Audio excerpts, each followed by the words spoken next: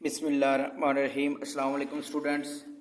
आज हम करेंगे टॉपिक नंबर 14.2 का अगला जो पार्ट है, रिफ्रैक्शन थ्रू प्रिज्म। पहले रिफ्रैक्शन ऑफ लाइट पढ़ा था, उसके बाद रिफ्रैक्टिव इंडेक्स। आज हम करेंगे refraction through prism. Refraction through prism में क्या होता है? अब प्रिज्म क्या होता है? प्रिज्म में एक आपके पास क्या होगा, एक तरह का चीज़ होती है, एक तरह का मीडियम होता है, आला होता है, जो कि लेबॉर्ट्री में यूज होता है। तो आपके पास क्या होता है कि मसलस टाइप होता है, जैसे कि ये आपको दिखाया गया कि मसलस टाइप क्या होगा कि शीशे की तरह का बना होता है, एक चीज कोई होती है मसलस की तरह, जिसमें से क्या करते हैं, लाइट वगैरह गुजारते होते हैं, वो क्या हो जाती है, बेंड हो जाती है, रिफ्लेक्ट हो जाती हैं। तो इसके मतलब हम पढ़ेंगे। और प्रिज्म पहले नंबर पे डेफिनेशन आएगा। A prism is a transparent optical object with at least two polished plane, जिसकी दो प्लेन क्या होंगी, पॉलिश्ड होंगी। Polished plane surface incline towards each other. Incline to each other से मुराद है कि वो एक दूसरे की तरफ झुकी हुई होंगी। जैसे कि आपके पास इसकी कॉमन एग्जांपल ये है कि अगर आपने कोई तख्ता वगैरह लकड़ी का रखा हुआ है, तो उसको नीचे रखने के बजाय आप क्या कर सकते हैं, दीवार के साथ लगा देते, तो वो क्या हो जाता है, इंक्लाइंड सरफेस होगा, एक तरफ झुका हुआ होगा। इस तरह एक आपके पास मेज वगैरह है, ठीक है, और उसके बाद शीशा वगैरह, तो ये भी क्या होगी, इंक्लाइंड सरफेस की एग्जांपल्स हो जाएंगी। इसके बाद आगे आ जाएगा towards each other. It is usually made of optical glass. ये क्या होता है कि आमतौर पर ग्लास का बना होता है, ऑप्टिकल ग्लास का, and use to refract bend light. तो क्या होता है कि रिफ्रैक्ट करने के लिए लाइट को बेंड करना, मतलब बेंड करने से मुराद क्या है कि अगर ये सीधी जा रही है, जैसे कि यहाँ पर बताया गया कि अगर लाइट आपकी यहाँ से सीधी वेव जा रही है, तो यहाँ से क्या हो जाएगी, बेंड हो जाएंगी, बेंड होने के बाद यहाँ तक जाएंगे, फिर यहाँ से नीचे की तरफ आ जाएंगी।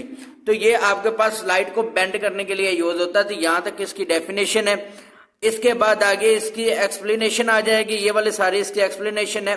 इसमें कहा गया है कि in the case of rectangular prism, ये रेक्टेंगुलर प्रिज्म में उन्होंने बताया गया कि ये आपको फिगर में बताया हुआ है कि 60 डिग्री एंगल ईच। अब ट्राइंगल का आपको पता है कि हर एंगल कितने का होता है, 60 का। 60 प्लस 60 कितने का होता है, टोटल कितने हो जाएंगे, 180। तो इसमें हर एंगल कितने का होगा, फिर 60 का होगा। अगर आपका हर एंगल 60 का होगा तो फिर वो क्या हो जाएगी, ट्राइंगल बनेगी, क्योंकि ट्राइंगल के टोटल एंगल कितने होते हैं, 180 के इक्वल होते हैं। The light passing through it does not emerge parallel to its original path but instead change direction. लेकिन ये कह रहा है कि इसमें जो लाइट पास हुई है वो इमर्ज तो नहीं होगी, लेकिन क्या है कि वो अपनी डायरेक्शन को क्या करेगी, चेंज कर लेगी। जैसे कि यहां से आपने इसमें से लाइट गुजारी है, लाइट गुजरने के बाद ये इमर्ज नहीं हो रही, लेकिन क्या है कि यहां से अपनी डायरेक्शन को चेंज कर रही है। डायरेक्शन चेंज करने के बाद फिर क्या होगा कि ये सीधी बाहर, जब प्रिज्म से बाहर जाएगी तो फिर उसी हालत में सीधी हो जाएगी। तो यहां से आपने light passing through the it does not change emerge to its original path but instead change direction. लेकिन क्या करती है, अपनी डायरेक्शन को चेंज कर लेती है। अब यहां तक बताया है कि आपको यहां से लेकर यहां तक इसकी डेफिनेशन, आगे इसको एक्सप्लेन कर रहे हैं। इसको ये लॉन्ग में भी आ जाता है कि आप refraction through prism, what is refraction through prism and explain. तो इसमें आपने ये सारा कुछ कर देना है। व्हेन एन, इसमें ये फिगर भी बनानी पड़ेगी। When an incident ray strike the prism eight the point ई, जब इंसिडेंट रे ये जो है ये पॉइंट ई पर टकराती है, तो फिर क्या होगा उससे, यहां पर व्हेन इंसिडेंट रे पीई, ये एक पी है, पॉइंट का नाम दिया, ये ई है। जब ये टकराएगी, किससे टकराएगी, ई वाले पॉइंट पे टकराएगी, it bends towards normal and. तो देखिए कि यहां से क्या होगा कि एन की तरह क्या हो जाए, नॉर्मल एंड की तरफ बेंड हो जाएगी, अपनी डायरेक्शन मुड़ जाएगी, चेंज हो जाएगी। And travel inside the prism and reflected ray E F. अब ये वाली ई और एफ की तरह क्या होगा, रिफ्लेक्ट हो जाएगी, ये सीधी चले जाएगी। अब यहां से ये अंदर की तरफ जा रही है, लेकिन यहां पर आकर क्या हो जाएगी, ये सीधी हो जाएगी, अपनी डायरेक्शन को चेंज कर लेगी।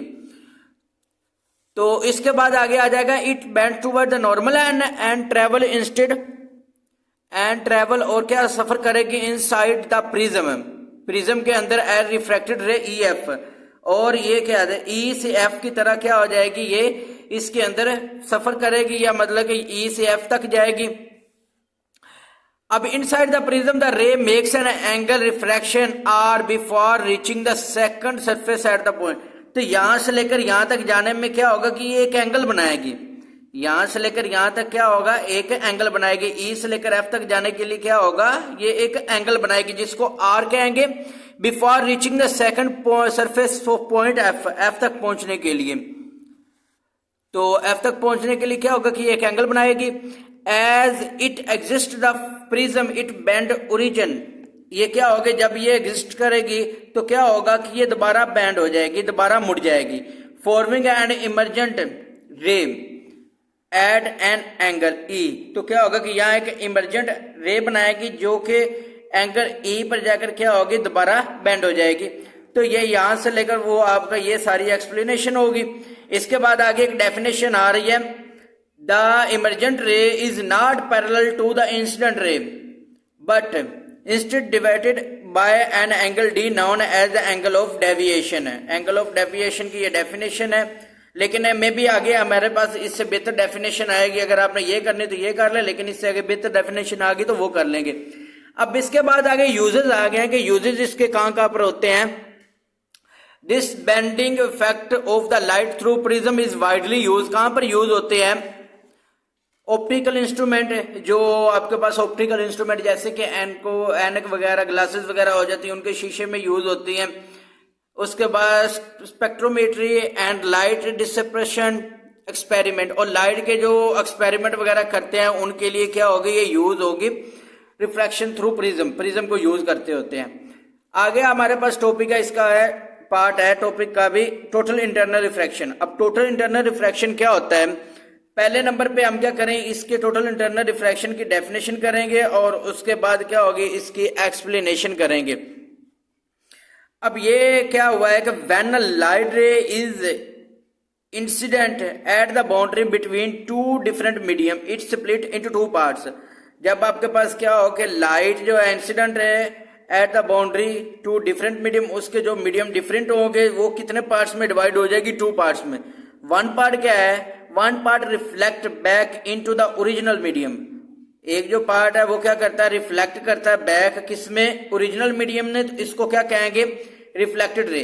अब रिफ्लेक्टेड रे क्या होगी कि जब आपके पास कोई, जैसे कि आप इसके एग्जांपल ले लें कि जब आप किसी को ताड़ी वगैरह मारते हैं तो क्या होता है कि वही आवाज आपको दोबारा सुनाई देती है, तो वो क्या हो जाती है, वो दोबारा आपको रिफ्लेक्ट होकर आपके पास आ जाती है, तो वो आवाज दोबारा आपको सुनाई देती होती है, जैसे कि हमने पिछले चैप्टर में पढ़ा हुआ है। और इसी तरह ये इसमें ये कहा गया कि जब लाइट क्या है कि जब रिफ्लेक्ट होती है तो क्या होती है, वो दोबारा अपने मीडियम में वापस आ जाती है, जिसको कहते हैं रिफ्लेक्टेड रे। एंड इसके बाद दूसरा क्या है, अदर पार्ट क्या है, other part passes into the second medium transmitted or reflected ray. तो क्या होता है कि दूसरे में भी क्या होगा, वो ट्रांसमिट होकर दूसरे मीडियम में चले जाती है, जैसे कि आपको फिगर में बताया गया है कि पहले नंबर पे क्या है कि ये इंसिडेंट रे है, यहां से निकल रही है, यहां पर रिफ्लेक्ट होने के बाद दोबारा क्या, रिफ्लेक्ट होने के बाद नीचे की तरफ आ गई है। यहां पर हमारे पास एक एंगल θ1 है, θ2 है, और यहां पर भी एक एंगल बनेगा जिसको कहेंगे θ2। अब इसी तरह आपके पास एक और रे है, जैसे कि यहां से इंसिडेंट रे इसके अंदर से गुजरेगी, गुजरने के बाद फिर क्या होगी, रिफ्लेक्ट होकर दोबारा ये देखे बेंड होगी है। अब इसी तरह ये आगे भी आपको थर्ड में बताया गया कि पहले नंबर पे रे क्या होगी, यहां से निकलेगी और उसके बाद क्या होगी, रिफ्लेक्ट होगी, रिफ्लेक्ट होकर फिर नीचे की तरफ आ जाएगी। तो ये हम टोटल इंटरनल रिफ्लेक्शन के बारे में बात कर रहे हैं।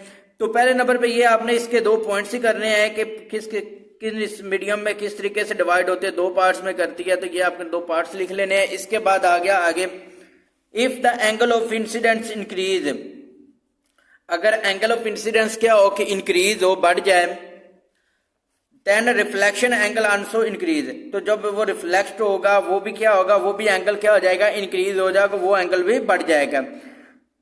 The more the angle of incident increase the greater the angle of reflection become, अगर क्या होगा, जितना एंगल ऑफ इंसिडेंस ज्यादा बढ़ेगा उतने क्या होगा, एंगल ऑफ रिफ्लेक्शन बन जाएगा, उतने ही एंगल ऑफ रिफ्लेक्शन बड़ा हो जाएगा।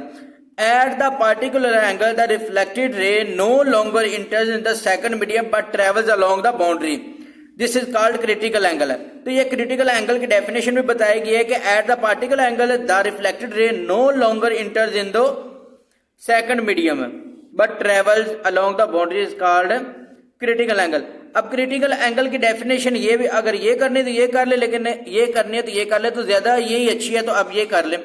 The angle of incidence for which the angle of refraction is 90 is called critical angle. अगर आपका जो एंगल ऑफ इंसिडेंस है अगर वो क्या हो कि एंगल ऑफ रिफ्रैक्शन से 90 डिग्री का हो तो उसको क्या कहते होते हैं, क्रिटिकल एंगल कहते होते हैं। अगर एंगल क्या हो 90 डिग्री का हो तो जहां पर जो एंगल बनेगा उसको कहेंगे क्रिटिकल एंगल कहेंगे। आगे आपके पास आ जाएगा know if the angle of incidence is green beyond the critical angle the light रे does not reflect all instead of the anteriorly back into the same medium. जब क्या होता है कि जब उसमें से रिफ्लेक्ट नहीं होती तो वो क्या हो जाती है कि सारी की सारी लाइट रिफ्लेक्ट ना होगी तो वो क्या हो जाती है कि दोबारा उस मीडियम में वापस आ जाती है। तो इस फेनोमेना को क्या कहते हैं, टोटल इंटरनल रिफ्लेक्शन। अब टोटल इंटरनल की रिफ्लेक्शन की डेफिनेशन हम इधर से करते हैं। Total internal reflection is the phenomena of reflecting light रे back the same medium when passing from the denser medium. Denser medium क्या होता है, अब यहाँ पर डेंसर मीडियम आपके पास एक ऐसा मीडियम है जैसा कि आपके पास आ जाए ये पानी वगैरह या क्या हो कि आपके पास डायमंड, ठीक है। इसमें क्या होता है कि जो लाइट की स्पीड होती है वो कम हो जाती है। अगर हवा के अंदर क्या होगी लाइट की स्पीड ज्यादा होगी, लेकिन पानी वगैरह या डायमंड के अंदर क्या होगी हवा की स्पीड कम हो जाएगी। तो उसको क्या कहते हैं, जिस मीडियम में स्पीड लाइट की कम हो जाती है उसको कहते हैं डेंसर मीडियम। तो medium to the rare medium in such way that the angle of incidence is greater than angle of critical angle.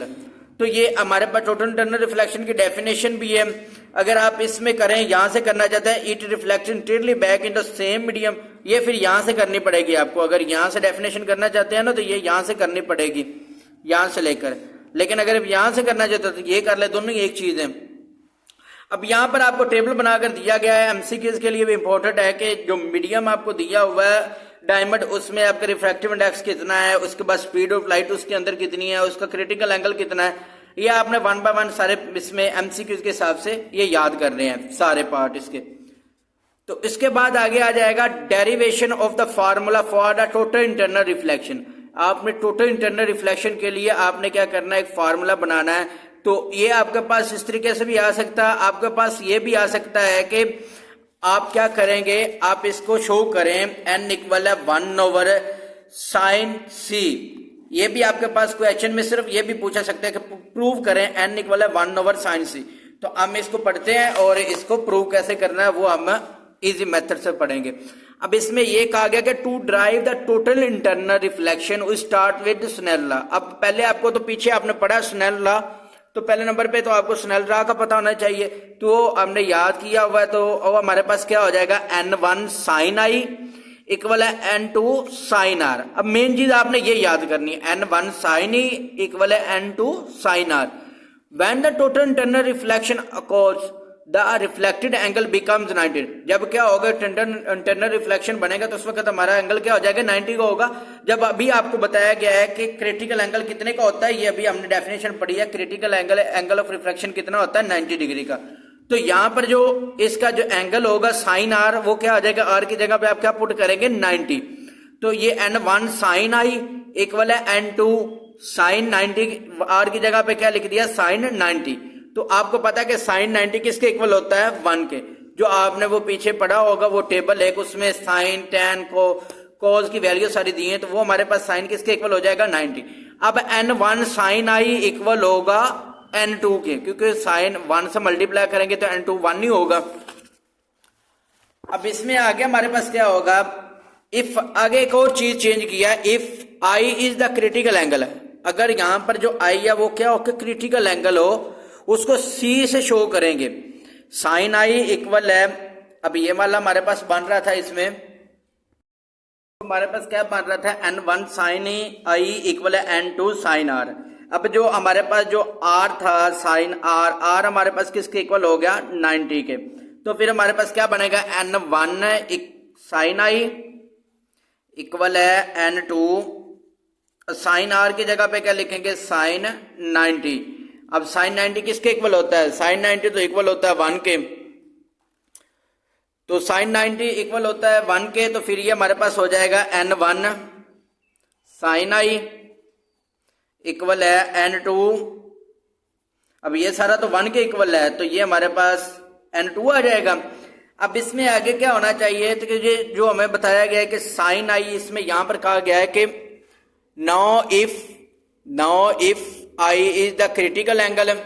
अगर आई हमारे पास क्या हो क्रिटिकल एंगल हो ten C angle C, then the formula becomes sine C. तो ये N आई की जगह पे क्या लिख देंगे, ये N1, यहां पर साइन सी इक्वल होगा N2 के। तो यहां पर हमारे पास क्या होगा कि ये जो साइन सी है इक्वल होगा, साइन सी इक्वल होगा N1 इधर मल्टीप्लाई इधर अगर क्या हो जाएगा डिवाइड हो जाएगा N2 ओवर N1। तो ये हमारे पास साइन सी, ये चीज आपको यहां तक बना दी है। भी ये किस तरीके से एक्सप्लेन करना तो वो मैंने कर दिया। अब आगे मैं बताया to find the critical angle C we rearrange it as. अब क्या करता है कि क्रिटिकल एंगल फाइंड करने के लिए ये सी जो है वो क्रिटिकल एंगल है ना, वो फाइंड करने के लिए अगर जो एक्स की वैल्यू फाइंड जैसे करते होते हैं आप, तो एक्स को अकेला करना होता है, इसीलिए सी को अगर फाइंड करना है तो सी को अकेला करने के लिए ट्रिग्नोमेट्रिक फंक्शन जो होते हैं वो माइनस नहीं होते, वो इनवर्स होते हैं। साइन दूसरी तरफ जाएगा तो क्या हो जाएगा, साइन इनवर्स हो जाएगा। अब आगे कहा गया है कि यहां पर this is only works when N1 greater than N2। जब आपके पास N1 जो है वो ग्रेटर हो N2 से, meaning the light must travel from denser medium to rare medium. Denser medium से किस में जाना चाहिए, रेयर मीडियम में जाना चाहिए। If the second medium in the air is where N2 equal है 1 के। अब यहां पर N2 किसके इक्वल कर दिया, 1 के। तो फिर इक्वेशन हमारे पास क्या बनेगी, N2 की जगह पे 1 पुट किया तो वो 1 पुट कर दिया, और N1 की जगह पे वो उन्होंने खेला N लिख दिया। और ये साइन इनवर्स था तो साइन क्या हो गया, दूसरी तरफ फिर दोबारा वापस आ गया। तो फिर हमारे पास क्या बन जाएगा, साइन, अब N फाइंड करना है तो N इधर डिवाइड हो रही है तो इधर आकर मल्टीप्लाई, और ये सारी रकम मल्टीप्लाई तो इधर नीचे आकर क्या हो जाएगी, डिवाइड हो जाएगी। From the above equation reflective index must material denser medium can be defined as N equal है 1 ओवर साइन सी। तो ये हमारे पास क्या हो गया, इसका प्रूव हो गया। इसमें आपने सिंपल क्या करना है कि पहले नंबर पे आपने R को 90 के इक्वल लिख लेना है। उसके बाद आपने क्या करना है कि जो 90 के इक्वल होगा वो N2 हो जाएगा, और फिर अगले स्टेप में साइन जाकर दूसरी तरफ साइन इनवर्स हो जाएगा, और N2 भी डिवाइड हो जाएगा N1 भी। और उसके बाद आपने क्या करना है, N2 को 1 के इक्वल लिख लेना है, तो हमारे पास क्या हो जाएगा, ये सोल्यूशन हो जाएगा। तो ये था हमारा टॉपिक नंबर 14.2 कंप्लीट हो चुका है। अब नेक्स्ट इंशाल्लाह हम अगले लेक्चर में करेंगे इसका टॉपिक नेक्स्ट 14.3। तब तक के लिए अल्लाह हाफिज।